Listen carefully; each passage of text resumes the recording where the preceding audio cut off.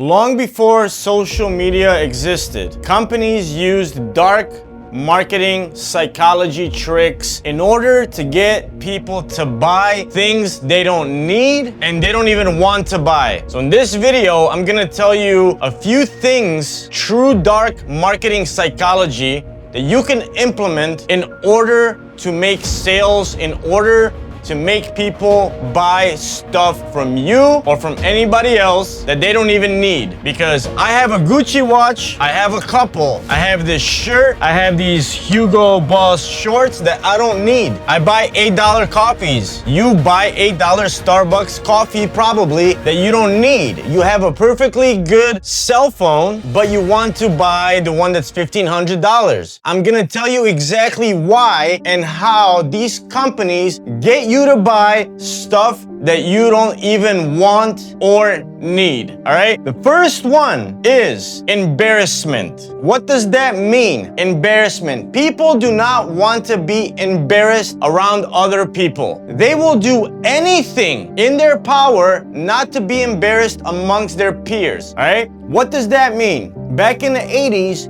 if you are the only person walking around with a huge cell phone, people think you're showing off. So nobody wants to be different. Today, you walk around with an iPhone because everybody else has a very, very similar looking phone, okay? So there was actually a study by Social Science Experience in 1984 that said people will rather get the wrong answer in public then get the right answer and be somebody that stands out, okay? So what does that mean? What does that mean for you, okay? Sell social acceptance. It's so much harder for you to have a product that's way different than anything else. Like, hey guys, here I am. I have glasses on, and that's where I watch movies. Like, I'm gonna sit at the park, and you're gonna see my screen, and there's gonna be a movie playing. That time is probably coming, but I'm just saying it's way different. Like, people would rather go to the movies. People will rather go to the movies than be the only person in Central Park, as an example, that everybody's staring at. People are walking dogs. Who the hell is that person with those glasses playing movies, okay? So your best bet to get somebody to buy something that you are selling is for that something to already be used and accepted by society, right? Clothing, food, electronics, software, whatever. Because crazy products have a much harder time breaking through, right? Second thing, in the dark marketing psychology that companies used way before social media, right? They knew that people copy without reason. People copy other people without any reason, right? Monkey see, monkey do. Monkey see, monkey do. That's why when you're a baby and another baby is playing with the toy, you go towards that baby and you want that toy. You want the toy the other baby has. You already have a toy. You want that toy, right? It's crazy, but this is marketing psychology, okay? To give you another example, Crocs, those stupid shoes, right? They're light, they're made out of styrofoam, whatever the hell material, right? They were a joke, right? They were a joke. Crocs were a joke until a celebrity put them on. So when a celebrity that we see at school puts it on, everybody follows. Everybody wants to be like a celebrity. They don't even know why. Because I'm gonna be cool. I'm wearing that. Kim Kardashian's wearing that. Michael Jordan's wearing that. Whoever's wearing that, right? Now I'm gonna be cool like them. So you need to pay attention to that and create something similar in the market, right? Like, our brain copies what others admire. And this is called social proof. At the end of the day, this is the reason why people send products to influencers. Social proof, reviews, Google reviews, so on and so on, okay? So copying people, the marketing lesson is don't advertise features. Don't advertise features. Advertise conversations, okay? You have Netflix. You have Netflix. It's like super high-end edited. It shows it's movies. It's like going to the movies, right? So you have Netflix at home, but you still go outside to talk to other people because you want to be a part of the conversation. That's why real conversations do wonders for marketing, and super edited ads, videos, movies, whatever you want to call it, mainly ads. Short ads are like short movies, right? Real conversations work a lot better. What does that mean for your product, for your marketing? Somebody sees a lot more value in a short video of somebody saying like, hey, I tried this new piece of chocolate. It's the best, it has less sugar. somebody sees so much more value of people talking about something raw in real life than any fancy video, okay? So that's social proof, because people will see Kim Kardashian, people will see somebody say how awesome something is, and they will copy it. So that's the point of this, right? They will copy it. They won't even know why, other than other people said it's good. So I'm just gonna do it. The next thing is pain proves value. Let me explain that, okay? So you have to have a little bit of pain inside of your product and your marketing because of this, okay? So coffee is bitter, like real coffee without stuff, right? Red Bull tastes like crap, right? And sells way better. Red Bull sells way better than other drinks, energy drinks. Why? Because the marketing behind it, right? Red Bull gives you wings. Red Bull tastes like medicine.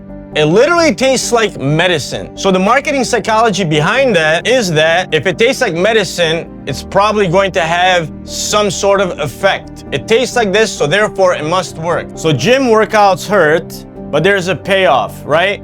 Diet Coke is sweet, and they made everybody believe that there's less sugar and it's healthier, right? So add a little bit of friction. If it feels too easy, people won't go for it, right? If it feels too easy, people will not go for it, right? There has to be a little step in there. It tastes a little bad, it tastes a little weird, it tastes a little different. I wouldn't say bad, but I would say different. And that's what people think is the reason why it works. That little difference. Because if an amazing juice tastes amazing, chances are it's probably not gonna be that good for me. The next thing, the power of pointless surprises. What does that mean? DoubleTree hotels give you a chocolate chip, warm chocolate chip cookie when you check in that nobody asked for. So pointless surprises. Costco, $1.50 hot dogs. They will never change them. It's loyalty. It's something that you will talk about. So pointless surprises, something that you didn't expect. In-N-Out Burger has a very tiny menu. You need to have something that people will talk about. I checked into the DoubleTree Hotel. It was so cool. They gave me a warm chocolate chip cookie. I went to Costco that have $1.50 hot dog, and they said, don't ask for ketchup. There's a rule. So random rules and pointless surprises. Right? Random surprises, pointless surprises, okay? Because that little extra, psychology calls this the peak and the rule. Costco hot dog, the peak, oh my God. People spend a lot of money at Costco. The rule, don't ask for ketchup. Saying no to something, telling somebody to do something projects confidence and certainty. Confidence and certainty.